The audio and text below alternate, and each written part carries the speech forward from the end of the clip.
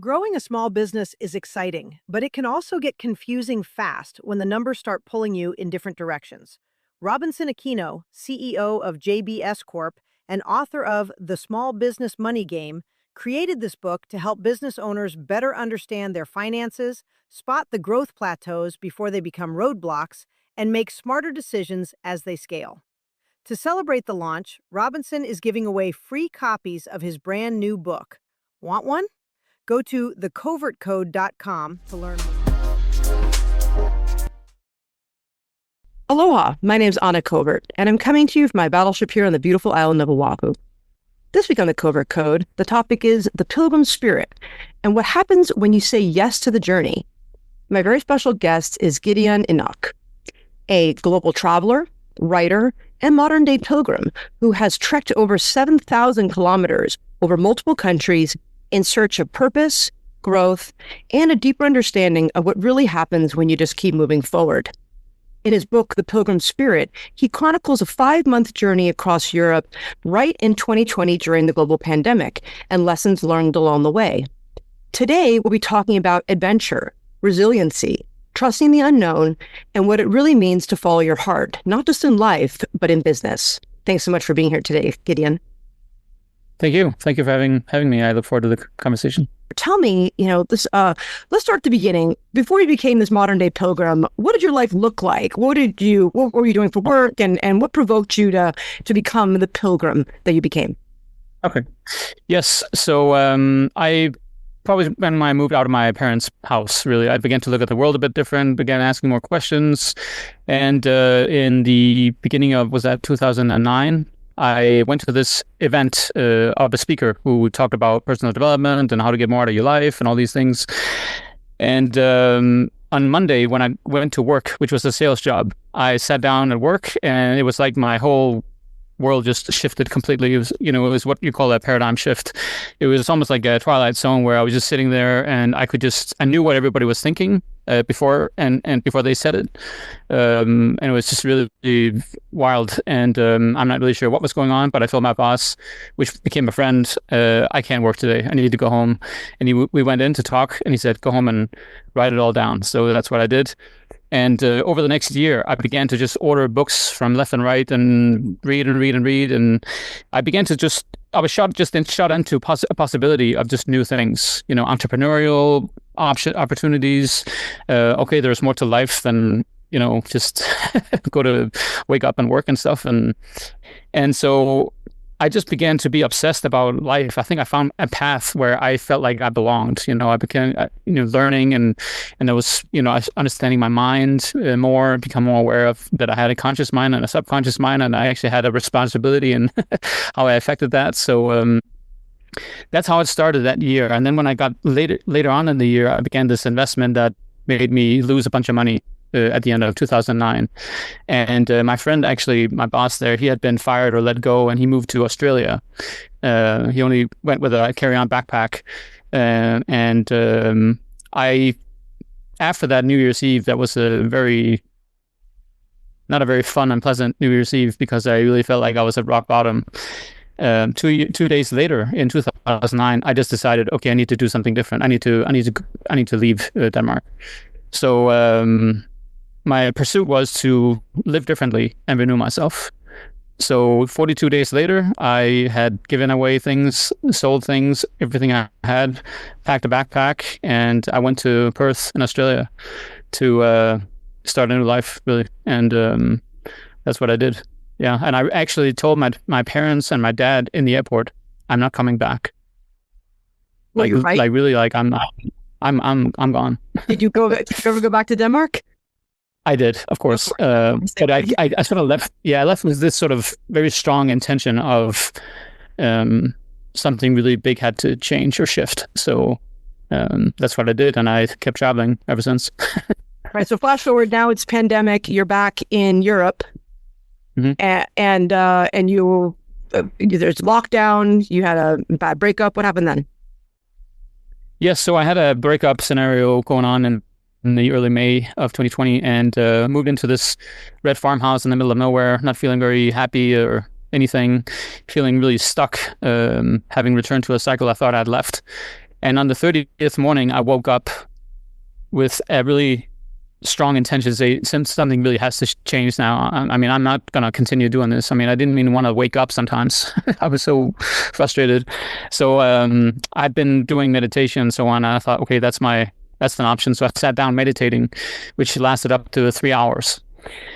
And if you've meditated for a long time, you sometimes feel like you need to move or shake it off. So I had already been in sort of a rhythm of walking 2 or 3 times a day. So I decided to head to the ocean, which took about 2 hours, about 10 kilometers. I texted my parents to see if they wanted to have lunch out there. And then when I got to the ocean, I just stood out there. It was June 7th. So the summer had sort of peaked. It was sort of warm. It was a nice day, and but very calm. And all of a sudden, as I stood there looking out over the ocean, there was this voice asking, "Why don't you go from Denmark to Santiago, Gideon?" And I literally looked around like, who was that? And there was no one around me, but it was just so vivid that it was almost like somebody was talking to me. And of course, it was probably something in my head or whatever it may be, but it was just so real. And it made me smile. It made me really feel inspired and curious about what does it mean? What does it mean? So I shared it with my parents just after. And that's when I think the answer to that question came in an emotional way. And that sort of lingered in me for the rest of the day. And only couple days later, I decided I'm going. And about 2 weeks later, on June 22nd, I started walking from the north of Denmark toward Santiago and Finisterre at the end of the world, having no idea why. I just was completely pulled by this energy that I trusted. And as you said, it was a very strange time in 2020, and I never thought of it. I never thought about that restrictions or lockdowns or whatever there was potential for would interfere with this. I just had complete trust in this. So that was the intention I started with. Wow, that's really interesting. And so what were you expecting to find? What were you hoping to find? Well, I called my walk my Camino toward a new life. So I think I had a very instinctive idea of that. I knew this was going to change my life in some way, but I still had no idea why I was walking or what the real outcome could be. So I just really relied on the faith I had in what was guiding me toward Santiago and beyond. So that was Yeah, so I think so. My question for you now is, we're in a really, I think one of the reasons why I was excited to talk to you is because I think that people now, in particular, we're all feeling that things are happening in the world at a rapid pace. Right, consciousness is rising. I'm also a big meditator. We can talk about that later. But consciousness is rising. There's disclosure happening with.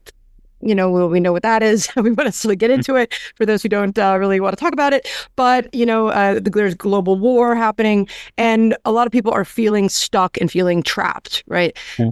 So what do you think are some of the lessons that you've learned on really, meeting that uncertainty with this passion and resilience that you can share? Like, how are we going to get through? Yeah, I mean, of course, I'm going to relate it to walking, because I think walking is so fundamental to who we are. It's so fundamental to how we became human beings. I mean, or at least evolved. I mean, the world is populated because people walked. I mean, so when we are born and we are babies and we start walking, I mean, that's the greatest day of a parent, right? To see their baby walk, because maybe it's a biological thing. We know that then they have a better chance of survival or something, maybe. And so I think that there's something very organic about walking far, that when you do that, you reconnect with a very sort of, organic, ancient energy, whatever it may be. And I think it also slows you down. It really slows you down. I mean, just the time I spend on computer and social media, I mean, it doesn't take long before our minds just... It's a bit wrecked, and fried, because everything goes too fast, and I think walking, and I mean, there must be a reason why there's 500,000 people a year coming into Santiago de Compostela in the northwest of Spain, and that's probably because there is a craving for the slow speed, the slow pace of a walk, and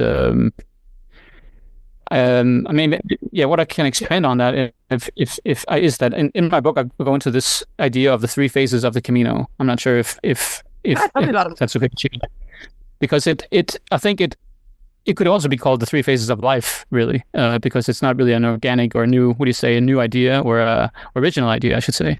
But the physical phase of the Camino, if we go with the French way of the Camino, which is the most traditional walk, which is about 800 kilometers and takes about 35 days to walk. Many people start with that walk as their first one. And of course, you're excited. You're over the moon. You have read about the Camino. You have studied it. You've seen movies and heard music or whatever it may be. And you're just excited. It's a big adventure. It's a historic, legendary journey you're going to embark on. And potentially you're going to change your life as well, right? So, but you start having no idea that walking 10, 15, 20, 30 kilometers a day, that's really hard too. Yeah. When you have to carry everything.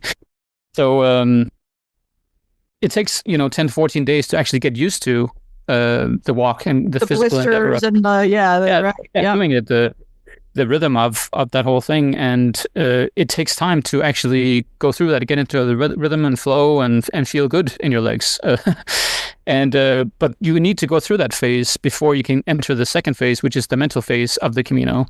And that is the most important one, because that's when you dive into the traumas you're carrying, the darkness, the negativity, the burdens, the whatever it may be that has been causing you some darkness or challenges in your life. And the more you walk, and what is interesting about the path of the French way of the Camino is that when they enter that phase of the mental phase, they enter the meseta, which is the north part of Spain, which is completely urban. There's very few trees. There's no the distractions of mountains and beautiful cities and whatever, and you are just there facing yourself, just like in meditation, really. But here you're walking, which means that you're walking through the difficulties, the challenges that arises when you are slowly releasing all the stuff that you have suppressed or has been stuck in your bones and muscles and so on. And when you constantly move, you will release a lot of that stuff, right? And it will come through you as emotions. You will feel you can either be crying, angry, frustrated, maybe you go psychotic. I mean, on my long walk, there was times when I went completely, I lost it. Like I really went completely crazy. Because of pain and whatever else, right? And but it happens because there's a lot of things coming through, and it can be things that has been suppressed for a long time. Yes. And because we walk and release it all the time, every day, for kilometers after kilometers, it really helps to let go, because you're literally walking through it while you are walking through it. And when that's happening over and over again, you also begin to feel a release, right? You feel like you're taking off layers of this mental and emotional onion. And then slowly you will experience entering this spiritual phase, which is where you feel more connected to yourself, more connected to the experience that you're having, the pilgrims that you're next to. And on the French way of the Camino, you enter Galicia towards the end of the walk, which is my favorite region. It's just a beautiful place, and I often refer to it as the Shire in the Lord of the Rings. It reminds me of that, very beautiful and luscious, green. The villages, the small villages, still herding the cows and cattle and goats and stuff through the small streets there, and it's just beautiful. And it's also at the time when you really feel more connected to yourself again, or the experience that you're having. Maybe you have called a friend or a family member that you've been upset about, and you call them because you have released something that have been holding you against someone. So there's a lot of interesting things that are happening in these phases. And of course, they're not cut and set in stone or whatever, but they're just sort of a guideline or sort of a reference point where you can check in with yourself to see where am I? Yeah, So, I think that's a way to answer how we can use a walk for slowing down and to improve our life, especially with all the distractions going on. So. No, I think that you're right. I grew up in Colorado in the mountains. I'm actually Swedish too. I'm half Swedish. Okay. But I'm going back to Sweden in just 2 weeks. Iceland Nice. for the first time ever. I'm going to Reykjavik, which I've never been to, so I'm very excited about that. And then back to Stockholm to visit the relatives. And my daughter's going to get her Swedish citizenship this year, so it's a very proud moment. But I agree. Like growing up in the mountains and hiking and walking, and it is just a way that you can just keep moving forward. And it's like that kinetic energy. It's like when the ball rolls, and you're building energy and you're releasing energy, and that, as we know from all cultures, is just like that chi, and it's like the harmony of the balance. And so I think it's really, really smart. And actually, for the first time ever, I just went to a meditation retreat in Dallas for Dr. Joe Dispenza. I don't know if you know who he is. I know. Yeah. I was at many of the first events in Colorado and awesome. Back in 2011, 12. Oh wow! So you've been a diehard. I love that way. So this was my first event, but I'm a big love him, and I did my first walking meditation, and I found it to be very emotional for me. Like I hadn't cried in any of these other meditations. The first we get out, I put the earphones in. I close my eyes. I open my eyes and start walking, and I just start bawling, like uncontrollably. Like, I mean, it was beautiful. I didn't know where it came from, but I think that there is something that you get from walking and connecting than you don't when you're sitting still. So I agree with you. I think there's something magical. If I actually have, that's what I've shared in many times, that if somebody came to me and said, how can I change my life? Should I choose a meditation retreat or should I choose a long walk? I would say choose a long walk, because you need to be an experienced meditator, I think, to really be in a intense meditation retreat. I've done the Vipassana before, 10-day silence. And that's a tough, that is hard. It is so hard. That's hardcore. It's so hard, and I think the difference between that and walking is that you are literally moving, and it's moving in you, and you are, it's in your face, but you have the walking every day to sort of be your silent partner in some ways and support. And I also think that what I like about walking is that the slowness of it makes you slowly go through it and also slowly gain what it is you're supposed to gain. And so that it sticks with you in a better way, or more in a way where you feel like it's actually growing on you while you walk, but also after. And that's what I'm hearing from many, that it's almost like when they finish walking, it's the walk that it kind of continues for a while. Yeah, it's a rhythmic, because you get into the rhythm of it, and we know that's also like kind of like chanting and all these things. It's the pace of the walking, and that is good for heart coherence and all these types of things.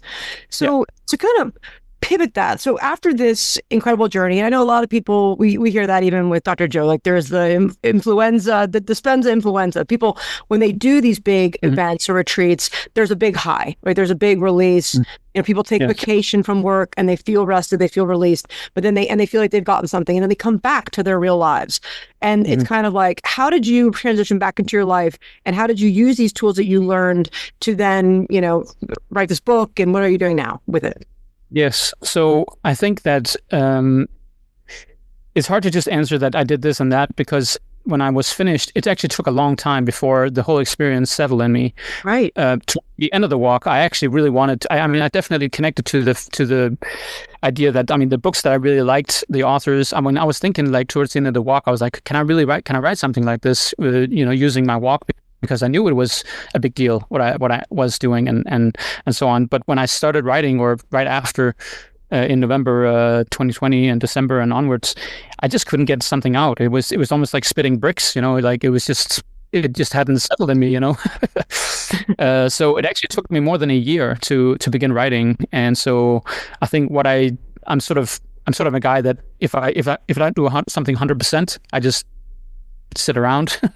So I don't wait around for things, and I just started going into, studying Bitcoin and crypto and so on for like 6-8 months, and then I began to sort of get into the writing, the actual writing of it. But so it's hard for me to answer what I sort of specifically did. But when I started writing, that was when I really started to change things. That was so important for me. The therapeutic experience of writing was amazing, and that has given me more than maybe any project I've ever really done, because it was such a long and deep process.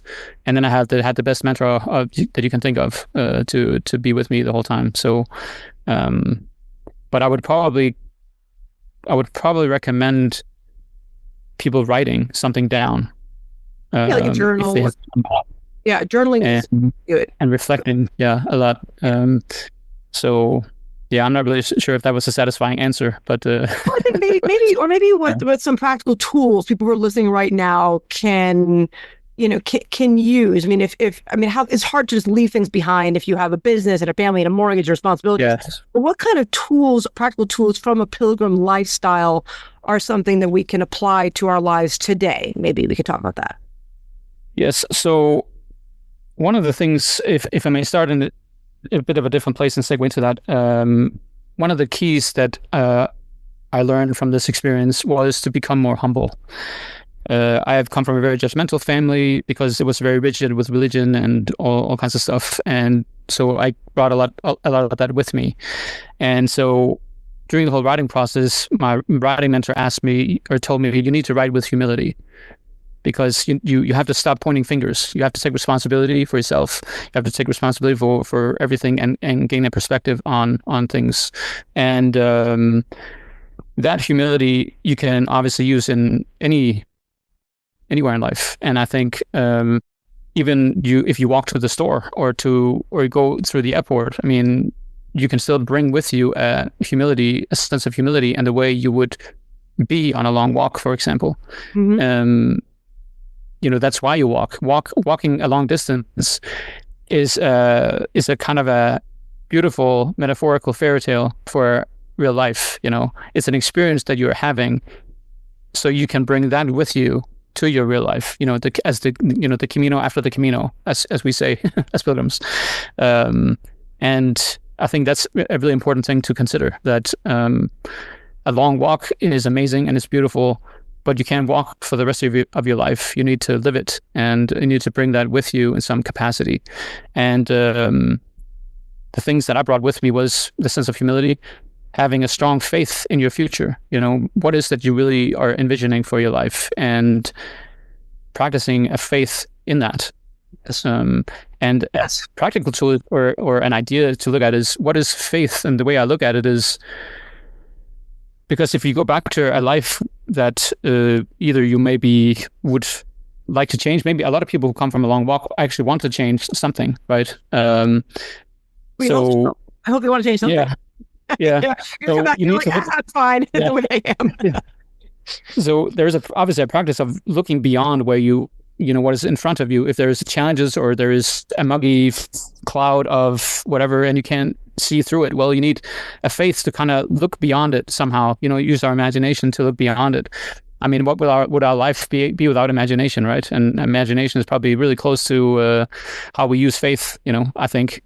It's a way to look through problems, a way to look through challenges, and look beyond the obstacles or the challenges in our way, to sort of imagine that there's actually possibilities of something better and more in some way. So I think, yeah. Yeah, I mean, and I agree 100% with that. I mean, I'm a believer in like Kemetic rules, and that everything is mental. Like mentalism is key, right? Mm. And I think that really people very much significantly discount imagination as a real tool. And I think even, to your point of what is this resiliency and this faith and that perseverance, right? And it's really understanding that there aren't problems in your life, right? And there are opportunities, right, for the hero's journey of your life, so that you can overcome something. If you didn't have a problem, you wouldn't be able to decide what you like and what you don't like, right? What you prefer, what you don't prefer. And that everything leads you to where, if you look back on your life, you realize that those things that were problems really weren't problems at all. They put you in a position where you are now that's favorable. Yeah. So it just kind of, the discipline and the patience of not quitting too soon, I think, is a big lesson for people. And actually, I would like to add one thing, and that is in the end of the book, I have 8 points that are I define as my experience with the Pilgrim Spirit, or my experience, and the first one is respecting yourself. What do we have? What do we have if we don't respect ourselves? If we don't set boundaries for both ourselves and for others? I mean, we have a very muggy way of interacting with the world and so on. And that was a very interesting conversation with my writing mentor when we went through these, because he was a very spiritual man, and it was just very special to go through these 8 principles, or these 8 ideas, and consider that actually these 7 other ones don't really matter if we don't have respect for ourselves. it's such a fundamental thing, almost as like walking in some way, that if we don't have that, we don't have much else, So what are some of the other ones? Yeah, it's one of them is surrender. Surrender. That surrender is not being a victim of the world. It's actually taking full responsibility, but also knowing when to accept when you can do something and when you can't. And there was if I may share a story where that really makes sense, or can become it makes more sense when sharing that. It was my last full walking day in Belgium during the long walk there, and as many of the days in Belgium, I sort of got lost once in a while. It was not really as planned as I wish sometimes. So when I woke up in my tent that morning, I just looked at this town, Deutsche, and I just said, okay, I'm going there. Let's go. And as many of those days in Belgium, they really dragged out. So it was a tough day, long day through mountains and whatever else, up and down. And, the time became 3 p.m., 4 p.m., 5 p.m. And I still hadn't arrived. And eventually I got to this town, Deutsche. About 6:30, I walked into the village, mountain town, so up, high up. And I walked past the supermarket that was open, great. But I wanted to walk down toward the village because I wanted to find a place to stay for the night, just to be sure that I had a place to lie down. And I walked down to the end, which took 2 to 3 minutes, so a very small town. And there was this government building closed, but it had this pilgrim shell on the wall, which is always a good sign, because then that means that they help pilgrims. Oh wow! But it was closed. Cool. It was closed that day. Yeah. So I sat outside. What do I do? There was hotels in France 5 kilometers away, but I am so done. I am not interested in moving at all. So, okay, well, I need to go have some food at least. So I went back down to the store. Of course, that was closed. That was the first little hit to the gut. And then my next item on the list was I need to do some work. I was a virtual assistant at the time, and I needed to check in every day. And so I sat down on my backpack, connected my phone and whatever, and did the work I could.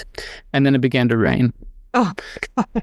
Yeah. So then after 10, 15 minutes, I had to, stand up and put my backpack on again. And water came down sort of in small torrents, so I was, you can imagine standing there, everything was closed. I was sort of felt already alone there, and it was sort of almost getting dark slowly. And defeated.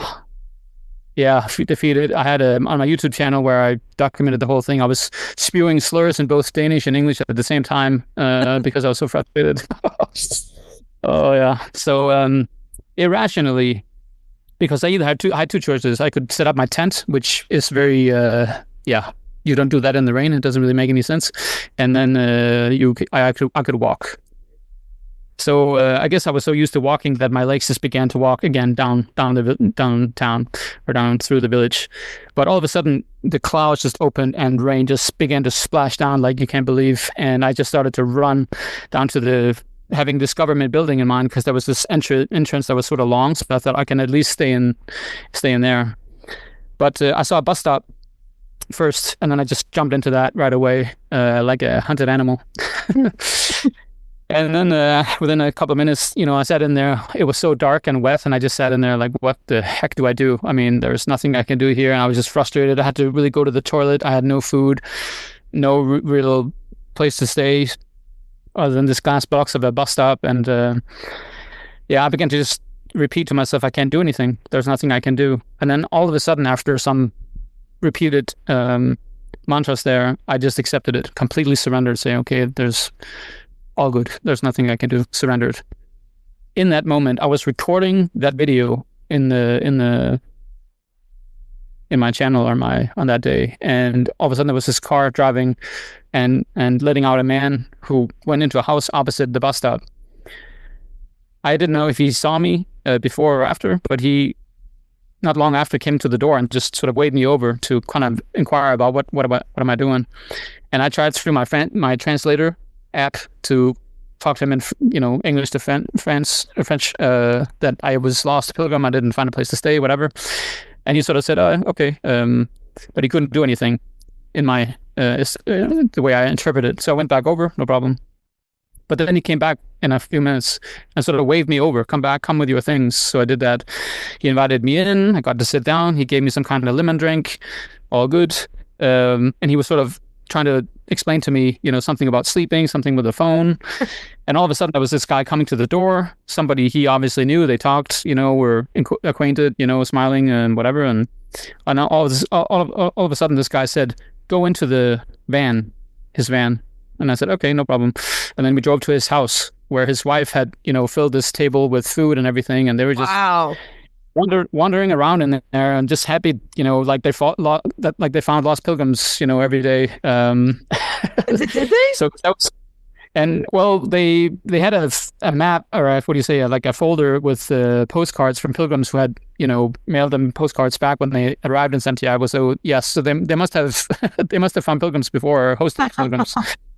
So that was amazing. And the day after, which was even more amazing, I woke up to an empty house. There was no one in the house, and they had gone to work, I'm assuming, and they just trusted that I would just, take care of things. Put their key in the mailbox and left with a little packet of food that they had made for me. And wow, that's so nice. Yeah.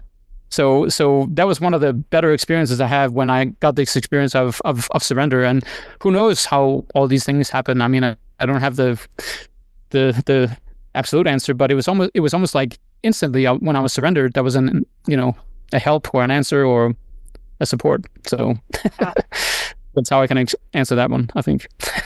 I love that. I've actually been, it's one of the things I've been working on as well is because I think a lot of times in business and entrepreneurs and people, are motivated. I've always been one of those. You try to force things to happen, right? Or you try to, you think you're manifesting and you're trying to like control things, and then it doesn't go the exact way that you had thought it would. And then you feel defeated. But that exactly is, you don't know how it's supposed to go, right? Because you're only seeing like, from your limited point of view or perspective. If you saw like the path to what you really want, that maybe it goes a different way, right? And, so the surrendering is, I think, really, really important, especially in today's day and age of just staying positive, staying focused, being patient, and just realizing that, everything is for you. And beliefs are a decision that you're making every single minute. Yeah. It's interesting. I, the way I've shared, maybe you have something to add to that. I mean, when I've been in sort of the space of personal spiritual development, and I have this idea that a lot of people would like something to happen out of nowhere, like complete magic. A miracle, call them. Yeah, complete miracle, right? But what is interesting, I think, is that we are much more involved than we give ourselves credit for. I think, I look back to the morning when things probably shifted, when I made that decisive decision, so things will change now, done, and then I did something, right? And I had one other story related to that. In October of 23, I went back to Finisterre where I finished the walk to finish the book. I had been probably doing a lot of too much net dating over the years before, on and off. Tinder? And I was sort of on Tinder? Yeah. Okay. Much of that stuff. Yeah. And obviously at the end of the day, I saw that it was very superficial, or at least I didn't use it the way I should use it. And I didn't want to do that anymore. So I said, okay, I'm done. I want to meet somebody in real life. I mean, clear, decisive. I want that to happen. And I also wanted to create more discipline in my life at that time. So my goal was, I'm going to go out to the 0.0 marker from the town out to the lighthouse, which is 2.5 kilometers. So I want to go out there every morning. And of course, after 5 mornings, I didn't get up in time. I didn't do my reading, whatever. So, but anyway, I went out there. I wanted to go out there. I took a book with me. And 300-400 meters before the 0.0 marker, I saw these 2 pairs of people, of a woman and a man here, and a woman and a man ahead. I passed the first pair first, and then I was about to pass the second pair, almost like passing the man on his left shoulder. And instantly I just saw 2 beautiful eyes and an amazing smile looking straight at me, that came out of nowhere. And instantly there was an instant connection, right? So I passed them, but instantly felt like, okay, I need to slow down. I need to kind of figure out what's going on here. And so, as many people do, they want to have their pictures taken, in front of the 0.0 marker. And so I helped them with that. And I used her phone and so on. And they sort of, the other three went to see the lighthouse, and she was sort of lagging behind. But I told her, I'm in here reading, so just let me know if you want to come by and talk. I'm in there. So I went in there and didn't really understand why she was not there, because in my heart she was so there. Like I just couldn't see her somehow. And then an hour passed, and I was like, okay, well, my head got in the way, right? So I thought, okay, maybe this is nothing.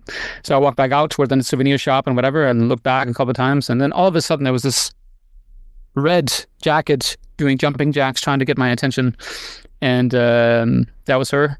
And I didn't know that at that time she had told her friends, well, I need to go check this out too. I want to go see my future husband, she said. Oh my God. So we connected. We went in to talk, and she was from Eastern Europe, so I didn't understand that she didn't understand as much English as I made myself believe. So I just talked away about pilgrims, and I was excited, and Camino and walks and whatever. And yeah. But she liked my excitement, I guess, and so on. So, and because we were feeling so much of the same. You're the same frequency. Yes. Right? Yeah. Completely. So, and we're still together, and just amazing. But that was also part of, it was also a very clear intention for me. I want to meet somebody in real life.